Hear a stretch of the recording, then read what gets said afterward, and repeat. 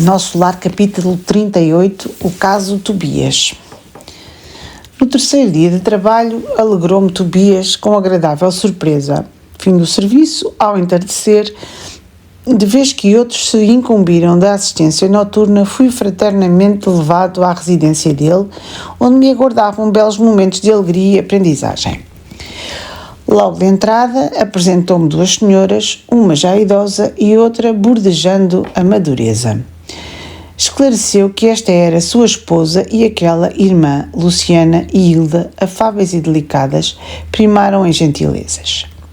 Reunidos na formosa biblioteca de Tobias, examinamos volumes maravilhosos na encadernação e no conteúdo espiritual.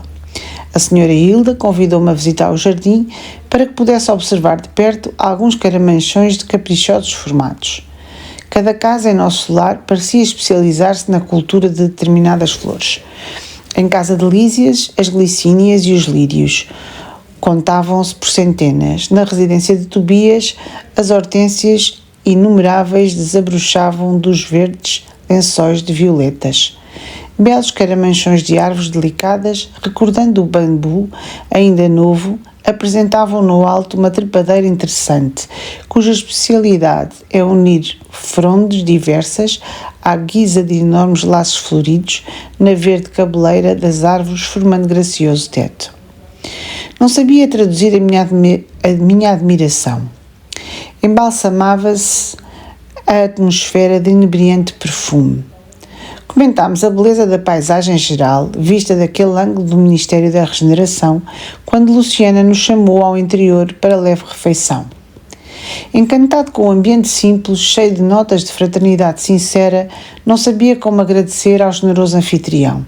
A certa altura da palestra amável, Tobias acrescentou sorridente: "O meu amigo, a bem dizer, é ainda novato em nosso ministério e talvez desconheça o meu caso familiar." Sorriam ao mesmo tempo as duas senhoras e, observando uma silenciosa interpelação, o dono da casa continuou: "Aliás, temos numerosos núcleos nas mesmas condições. Imagino que fui casado 2 vezes." E, indicando as companheiras da sala, prosseguiu num gesto de bom humor: "Creio nada precisar esclarecer quanto às esposas." "Ah, sim", murmurei extremamente confundido. "Quer dizer que a senhora Hilda e Luciana compartilharam das suas experiências na terra." "Isso mesmo", respondeu tranquilo. Nesse interim, a senhora Hilda tomou a palavra, dirigindo-se a mim: "Desculpe o nosso Tobias, irmão André. Ele está sempre disposto a falar do passado quando nos encontramos com alguma visita de recém-chegados da terra."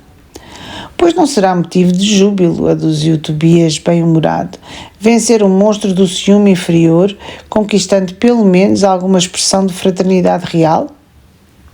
"De facto", objetei, "o problema interessa profundamente a todos nós. Há milhões de pessoas nos círculos do planeta em estado de segundas núpcias. Como resolver tão alta questão efetiva considerando a espiritualidade eterna? Sabemos que a morte do corpo apenas transforma sem destruir. Os laços da alma prosseguem através do infinito.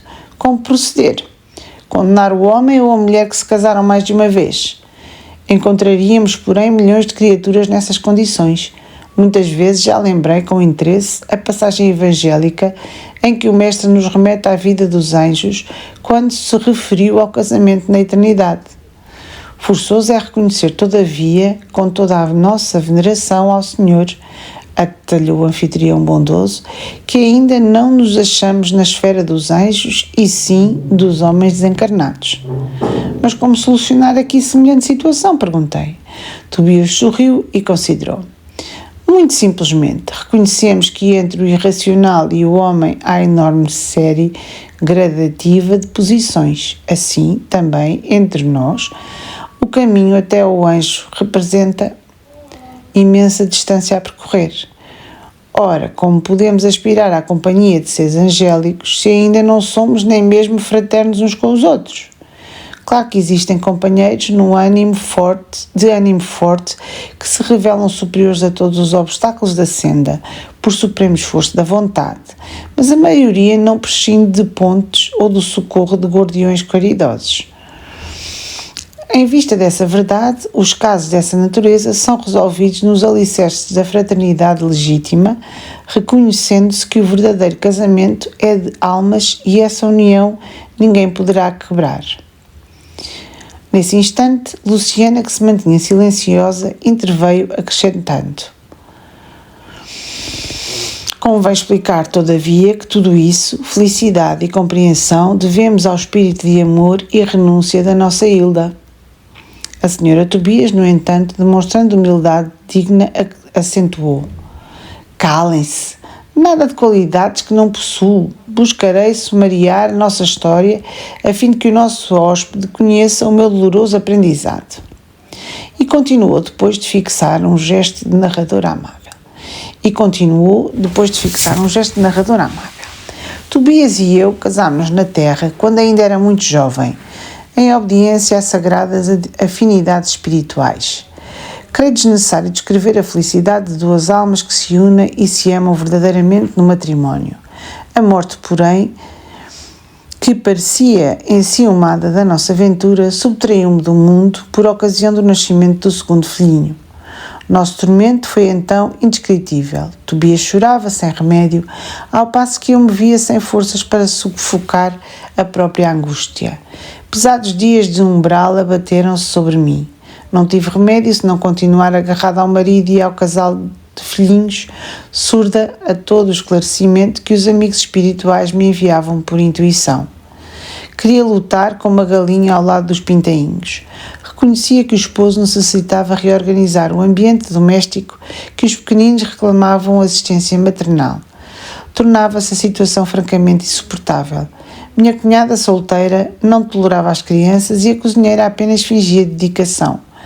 Duas amas jovens pautavam toda a conduta pessoal pela insensatez.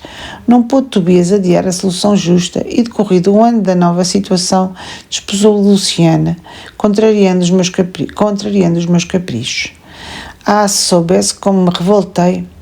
Semelhava-me a uma loba ferida. A minha ignorância deu até para lutar com a pobrezinha, tentando aniquilá-la. Foi aí que Jesus me concedeu a visita providencial da minha avó materna, desencarnada havia muitos anos. Chegou ela, como quem nada desejava, enchendo-me de surpresa, sentou-se a meu lado, pôs-me em seguida ao colo, como noutro tempo, e perguntou-me lacrimosa: que é isso, minha neta? Que papel é o seu na vida? Você é leoa ou alma consciente de Deus? Pois nossa irmã Luciana serve de mãe aos seus filhos, funciona como criada de sua casa, é jardineira do seu jardim, suporta a bilis do seu marido e não pode assumir o lugar provisório de companheira de lutas ao lado dele? É assim que o seu coração agradece os benefícios divinos e remunera aqueles que o servem? Quer você uma escrava e despreza uma irmã? Hilda, Hilda, onde está a religião do crucificado que você aprendeu? Oh, minha pobre neta, minha pobre! Abracei-me então em lágrimas com a velhinha santa e abandonei o antigo ambiente doméstico, vindo em companhia dela para os serviços do nosso lar. Desde essa época tive em Luciana mais uma filha. Trabalhei então intensamente, consagrei-me ao estudo sério, ao melhoramento moral de mim mesma, busquei ajudar a todos sem distinção em nosso antigo lar terrestre. Constituiu Tobias uma família nova que passou a me pertencer igualmente pelos sagrados laços espirituais. Mais tarde voltou ele, reunindo-se a mim, acompanhado de Luciana, que veio também ter connosco para a nossa completa alegria. E aí tem, meu amigo, a nossa história. Luciana, contudo, tomou a palavra e observou. Não disse ela, porém, quanto se tem sacrificado, ensinando-me com exemplos. Que dizes, filha? Perguntou a senhora Tobias, acariciando-lhe a destra. Luciana sorriu e adicionou: mas graças a Jesus e a ela aprendi que há casamento de amor, de fraternidade, de provação, de dever, e no dia em que Hilda me beijou, perdoando-me, senti que o meu coração se libertara desse monstro que é o ciúme inferior. O matrimónio espiritual realiza-se alma com alma, representando os demais simples simples conciliações indispensáveis à solução de necessidades ou processos retificadores, embora todos sejam sagrados. E assim construímos nosso novo lar na base da fraternidade legítima, acrescentou o dono da casa. Aproveitando o ligeiro silêncio que se fizera, indaguei. Mas como se processa o casamento aqui? Pela combinação vibratória, esclareceu Tobias atencioso. Ou então, para ser mais explícito, pela afinidade máxima ou completa. Incapaz de supitar a curiosidade, esqueci a lição de bom tom e interroguei. Mas qual a posição de nossa irmã Luciana neste caso?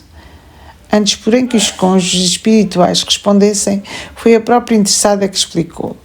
Quando desposei Tobias, viúvo, já devia estar certa de que, com todas as probabilidades, meu casamento seria uma união fraternal acima de tudo. Foi o que me custou a compreender. Aliás, é lógico que se os consortes padecem inquietação, desentendimento, tristeza, estão unidos fisicamente, mas não integrados no matrimónio espiritual. Queria perguntar mais alguma coisa. Entretanto, não encontrava palavras que revelassem a ausência de impertinente indiscrição. A senhora Hilda, contudo, compreendeu-me o pensamento e explicou. Fique tranquilo, Luciana está em pleno noivado espiritual. Seu nobre companheiro de muitas etapas terrenas precedeu-a há alguns anos, regressando ao círculo carnal. No ano próximo, ela seguirá igualmente ao seu encontro. Creio que o momento feliz será em São Paulo. Sorrimos todos alegremente. Nesse instante, Tobias foi chamado à pressa para atender a um caso grave nas câmaras de retificação. Era preciso, desse modo, encerrar a palestra.